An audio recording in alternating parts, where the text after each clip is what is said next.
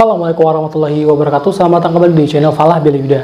Nah, banyak yang bertanya di kolom komentar maupun di forum-forum lainnya seputar CPNS mengenai bagaimana peluang mereka yang saat ini mungkin berada di posisi bawah atau di luar dari misalnya yang dibutuhkan satu orang. Nah, dia misalnya peringkat 3. Nah, bagaimana peluang dia untuk bisa naik peringkat 1 dan artinya bisa lulus sebagai CPNS.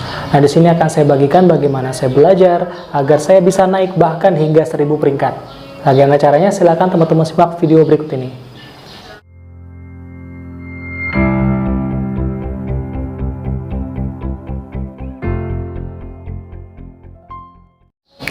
Baik teman-teman semuanya, terima kasih karena teman-teman tetap stay di channel YouTube saya ini. Sebelum saya sampaikan informasinya, seperti biasa, buat kalian yang belum subscribe channel saya ini, silakan untuk kalian subscribe terlebih dahulu.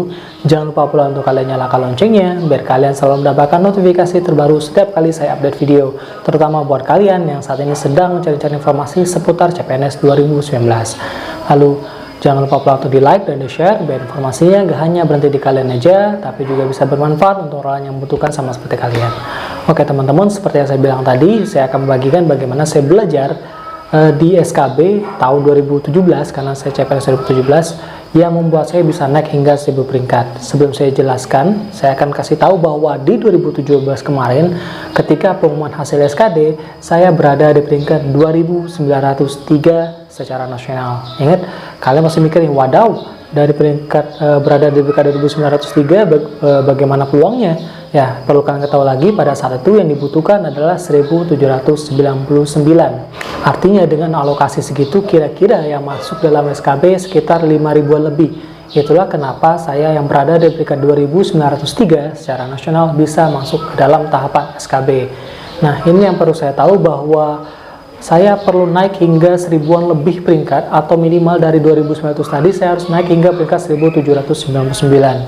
Dengan nilai saya sekarang, dan yang saya tahu adalah, saya pahami bahwa SKD itu hanya 40%, dan 60%-nya berada di SKB. Nah, inilah kenapa saya harus ngotot di SKB, saya harus lebih baik daripada peserta lainnya yang mungkin saat SKD tadi peringkatnya berada di atas saya. Nah, bagaimana saya menyikapi hal tersebut? Yang pertama adalah saya belajar SKB bukan pada saat setelah pengumuman SKD diumumkan. Saya mulai belajar SKB ketika saya hari setelah saya melaksanakan tes SKD. Misalnya hari ini saya tes SKD, saya tahu saya lulus passing grade, saya langsung belajar persiapan untuk SKB-nya. Saya tidak peduli bagaimana nantinya, apakah di pengumuman saya masuk SKB atau enggak. Yang penting buat saya adalah saya persiapan dulu. Kalau masuk, alhamdulillah, saya tinggal belajar dikit lagi. Kalau tidak, ya sudah, ilmu saya bertambah. Nah, ini yang banyak yang kurang dilakukan oleh para peserta saat ini. Mereka menunggu pengumuman dulu, baru mau mulai belajar. Di zaman saya dulu 2017, waktunya sangat mepet sekali. Nah, sekarang waktu kalian sangat jauh lebih panjang, terutama saat ini di mana proses seleksinya ditunda. Ya, ditunda hingga waktu yang ditentukan. Inilah membuat kalian, kesempatan kalian untuk belajar lebih besar lagi. Durasi kalian untuk belajar lebih lama lagi, sehingga inilah yang harus kalian persiapkan dengan baik. Nah, saya dulunya belajar karena dari awal sebelum pengumuman SKB, saya belajar, yang paling pertama harus kita tahu adalah mengenai formasi yang kita ambil. Apa sih formasi kita? Yang harus kalian tahu lah tugas dan fungsi dari formasi kalian.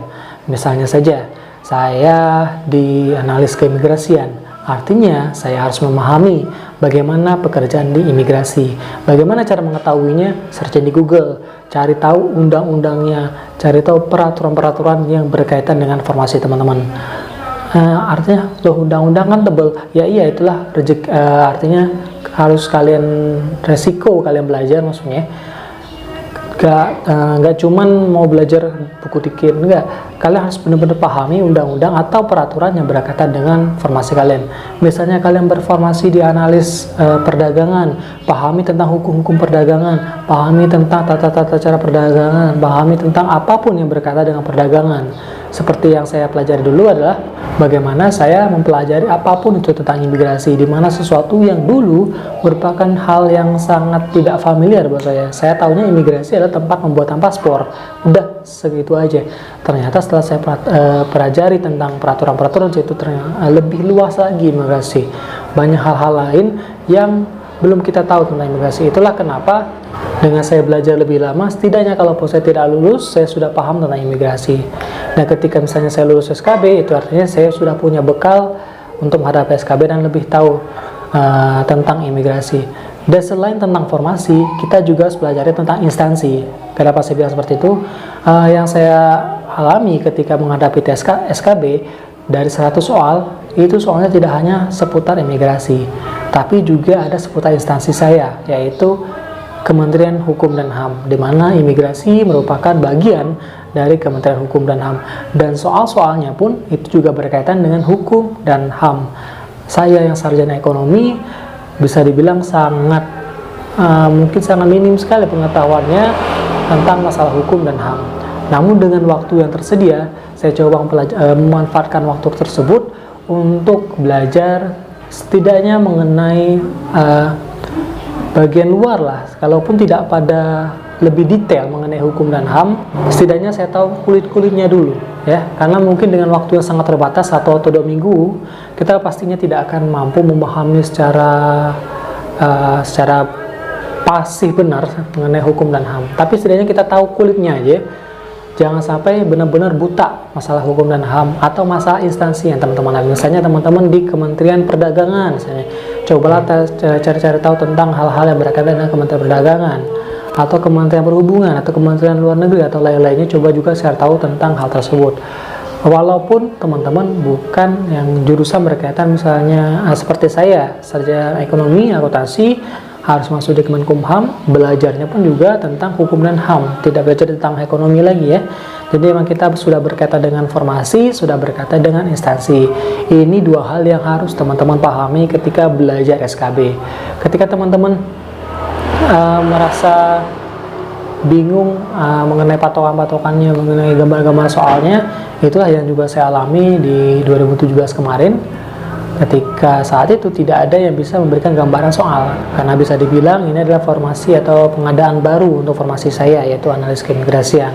Dan di sini dituntut saya untuk bekerja sendiri, belajar sendiri, mencari-cari sendiri mengenai aturan dan juga hal-hal lainnya yang berkaitan dengan formasi dan juga instansi. Dengan lagi formasi dan juga instansi yang teman-teman ambil.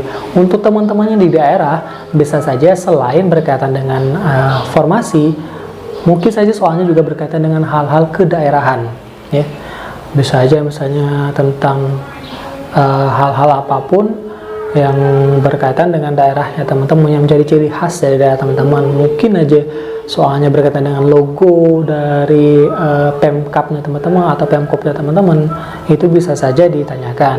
Nah, ini pastinya untuk menguji wawasan teman-teman tentang wawasan kedaerahan di mana tempat teman-teman melamar. Nah, ini mungkin juga jadi nilai tambah buat mereka yang memang berasal dari daerah tersebut, dan menjadi sangat sulit buat kalian mungkin berasal dari luar daerah yang memang sengaja mengambil di daerah lain karena ketersediaan formasi hanya ada di daerah tersebut. Nah, ini mungkin jadi kendala buat kalian dan juga jadi keuntungan buat mereka yang memang orang asli tersebut. Nah, seperti itulah bagaimana saya mempersiapkan diri menghadapi tahapan SKB yang mungkin bisa jadi bahan untuk kalian juga mempersiapkan diri. Ingat sekali lagi, cari tahu tentang aturan di formasinya, cari tahu pula tentang instansinya. Ini 2 hal yang penting untuk teman-teman pahami sehingga teman-teman nantinya benar-benar sudah siap untuk menghadapi tahapan SKB yang kita belum tahu kapan akan berlangsungnya. Tapi bukan berarti kita bisa santai-santai aja, justru ini jadi peluang buat kalian lebih matang. Siapa tahu mungkin ada pesaing-pesaing lain yang masih santai, sementara kalian tetap mempersiapkan diri dengan baik. Dan ini jadi buat teman-teman lebih matang aja persiapannya. Oke, itu saja informasi yang bisa saya sampaikan. Semoga informasi ini bermanfaat dan bisa membantu buat kalian mempersiapkan diri menghadapi tahapan SKB CPNS 2019. Nah, semoga rezekinya sudah dilancarkan. Sebelum saya tutup, seperti biasa, jangan lupa buat kalian untuk subscribe terlebih dahulu. Jangan lupa pula untuk dinyalakan loncengnya, biar kalian selalu mendapatkan notifikasi terupdate setiap kali saya update video. Terutama buat kalian yang mungkin sedang mencari informasi seputar CPNS 2019 dan mungkin pelaksanaan CPNS selanjutnya. Dan jangan lupa untuk di like dan di share biar informasinya nggak hanya berhenti di kalian aja, tapi juga bisa bermanfaat untuk orang lain yang membutuhkan sama seperti kalian. Saya Fala Beluda, Assalamualaikum warahmatullahi wabarakatuh.